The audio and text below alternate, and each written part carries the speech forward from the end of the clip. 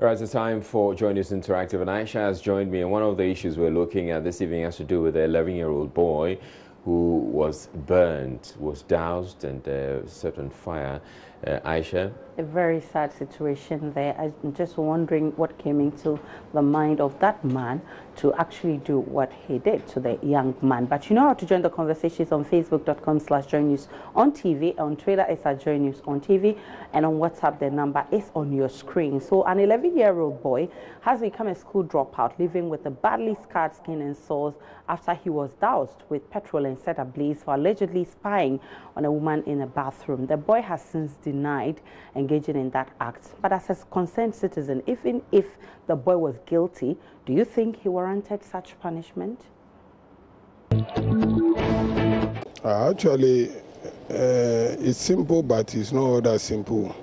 It is a multi-complex issue. You look at the child's environment, the background, because 11-year-old child is not beyond nurturing. So I don't think harsh punishment should be given to that child, but holistically look at what prompted such a small boy to do such an act. Maybe there are some few people within the house who are also doing it, and he may be learning from them. So you look at the thing holistically so that we are able to tackle the problem from the root. Well, I believe in a society like ours, it's not something that is right. You know it's not right, and I don't think that's appropriate. Well, probably you could have talked to the boy and see what is actually wrong with him, and then, like, you may never know why or what inspired him to be doing such an act. So probably approach the boy, talk to him, find out what his problem is. If there's any punishment at all, maybe you can just cane him or something. It's an appropriate thing to do, because setting a human being at risk is just like killing the human being, and our laws in this country does not allow us to kill a human being. So what they did was not good. It's barbaric. First, I think they should talk to him. They should be advised and educate him that doing such a thing is not good. And after that, they can give him about 2 or 4 lashes, just to deter him from doing such a thing. Such a punishment is not the best. Probably an advice to see maybe somebody who can really advise him, caution him about some of the negatives that may outcome. Suppose he doesn't stop watching such movies or such videos, and then probably more counseling from parents and other staffs could do. So if it goes ahead and then probably they figure out that, oh, maybe they have gone far, but one way or the other, it's not the best of the child, then they can also find other means. But for that, punishment is not the best at all.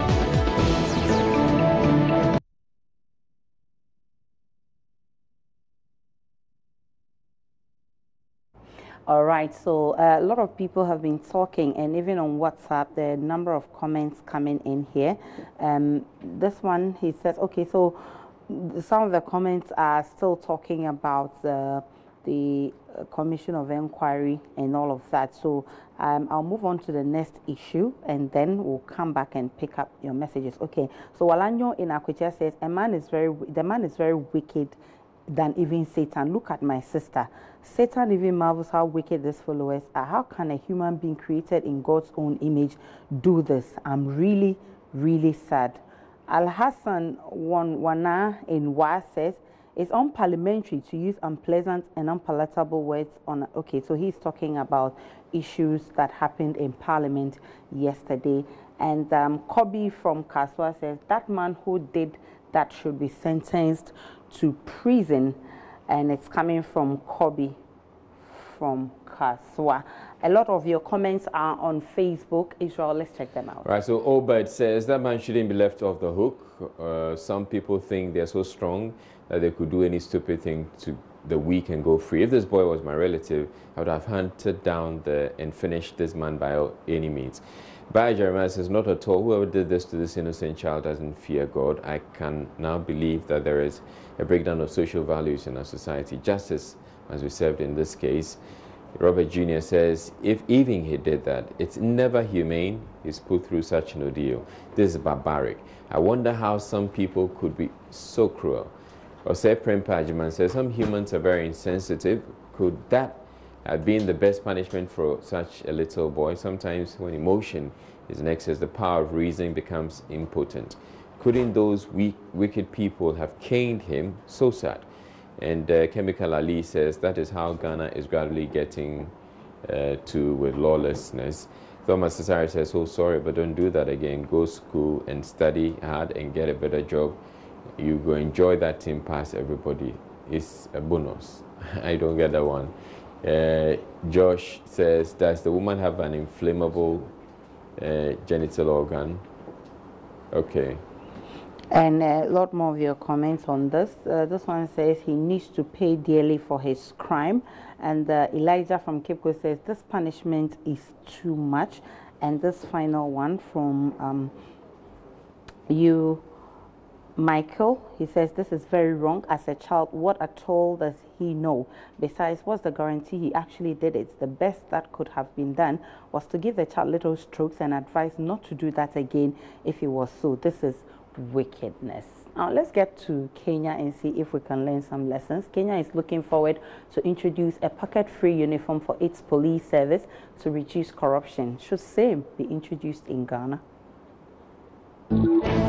Bribery and corruption has been something which has been there for ages, and if taking off police pockets from their uniform would reduce the bribery and corruption, it might be an option, but I don't think it's going to help, because there are certain ways which they would work on getting whatever they want from any individual. About change of mind. If you take away the pocket and the person will take bribe, with the mind that will make him stop taking bribe. So we have to educate, or they must be educated that bribe is not good and not the pocket. Pocket cannot do anything. Pocket or no pocket, once the policeman is determined to take bribe, he will do. Yeah. So I don't think it should be welcome in Ghana.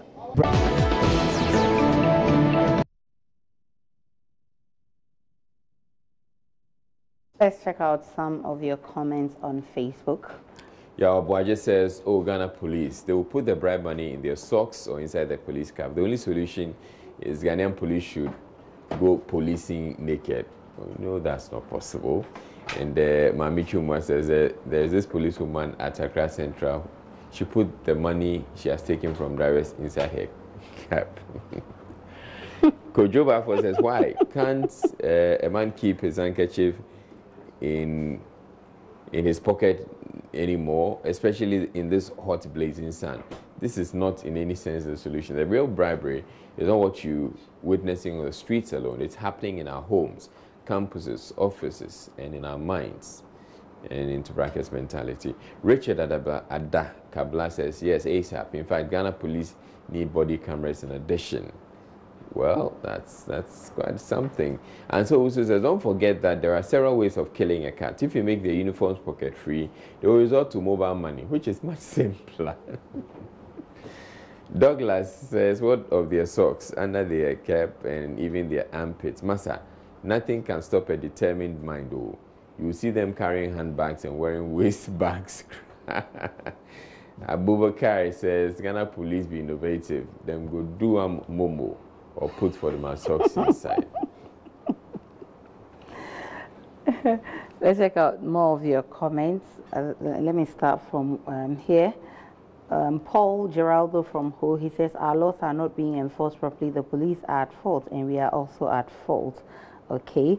And Walanyo from Akwichia says, my sister, no matter how you treat them, once a corrupt, always corrupt. Will the government also change their books they hold along and their Momo numbers? They have so many ways of taking bribes. And this one says, please, I just want to find out if the conduct of, okay, so he's talking about something else. And Gregory says, no, the police need those small monies to fend for themselves. Really, but they are paid, they take salaries. And this one says, Ghana police for you. Augustine in Paga says, ha ha ha, and take off their caps and boots. Okay, so what are you insinuating? Al Hassan says, this is Okay, he's talking about the first issue. He says it's a very wicked act and the law must deal with the man who did that. And finally, this one, he says, Ghana police, why are you talking about the word? Okay, I don't get your message. You may want to send it again. And then let's take this one. He says they have a lot of places to put the money, including their underwears. Very interesting there. Now, on Relationship Friday, we want you to tell us your first impression about your partner when you met years ago and whether he or she has changed. There were some changes, but initially it wasn't so. What I saw in her, she acted initially, but as time passed on, she changed. And I could believe that the reason why she changed is because of lack of communication. And maybe probably, like I said, educating her more about the need for we being together. So I think that was the reason why. Now, this world is full of deception. People don't say the truth. For the first time, she'll be saying, I'm sorry, I love you. She will give you an angelic life, but when you ring her finger, then she will show you the real character that she has. First impression meeting this beautiful lady of my life, 7 years now, I can say. I'm grateful to God that we never departed, even though friends and other things came through and all that. But all the same, I'm grateful that today I'm able to get married to her and at least we have one child. Let's check out your comments on Facebook. Right, Kwabena Minta from Nkinkenso says, I met a beautiful and hard-working woman a couple of years ago, and she still is. Baya Jeremiah says, still searching. The network is not good. Okay, so you haven't found yours yet. Belinda Aquina says, my husband is still the same, and I love that. That's so sweet of you. Adam says, I'm single and searching. Ayarasta says, I just met her 3 weeks ago, so what should I tell you? Well, you can tell her she's still the same. Mustafa says, still searching. Sinari says, she was so cool as if an angel sent from heaven, not knowing the true colors was hidden. Hey, some ladies. Pure Praying says, and if we tell you, what will it do for you nor do for us? Joy News. Well, it's to share your story. Aliu Muhammad says, is all I can say. And this one, interesting. He says, my wife was sugar.